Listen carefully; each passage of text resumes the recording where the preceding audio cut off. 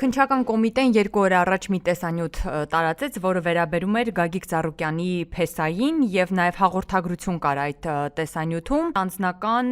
տվյալներ են հրապարակել, նույնիսկ Մարդու իրավունքների պաշտպանի գրասենյակը հենց Անահիտ Մանասյանը արձագանքեց եւ անթույլատրելի համարեց այդ ամենը, դատապարտելի համարեց։ Պարոն Աբովյան, հաշվի առնելով, որ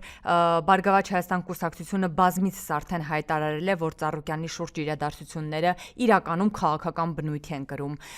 Դուք ինչ գնահատական կտաք իրավապահ մարմնի կողմից Արգամ Աբրահամյանի վերաբերյալ տարածված տեսանյութին, թե ինչպես են ձեռնաշղթաներով նրան տանում, մտնում նրա տուն եւ հետո նաեւ անձնական տվյալներ հրապարակելը մտնում մարդու ընտանիք։ Միանգամայն պետք է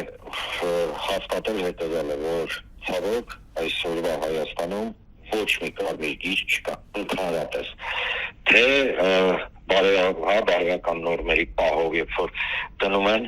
ինչ-որ բաներ են, տենց հրապարակում, որոնք իրականում ավելի քան համոզված են իրականության հետ, ոչ մի աղերս չունեն, խոսքը գնում է ընտանիքի հետ կապված գործընթացների,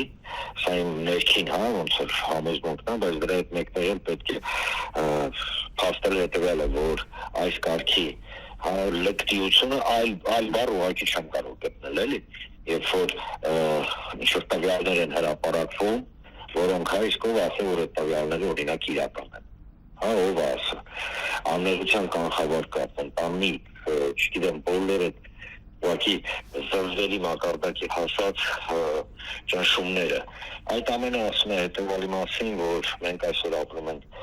մի իրավիճակում, երբ որ յուրաքանչյուր մարդուն, յուրաքանչյուր կարան ինչ-որ մի բան հորինեն կամ, չգիտեմ, անձնական տվյալներ վերցնեն եւ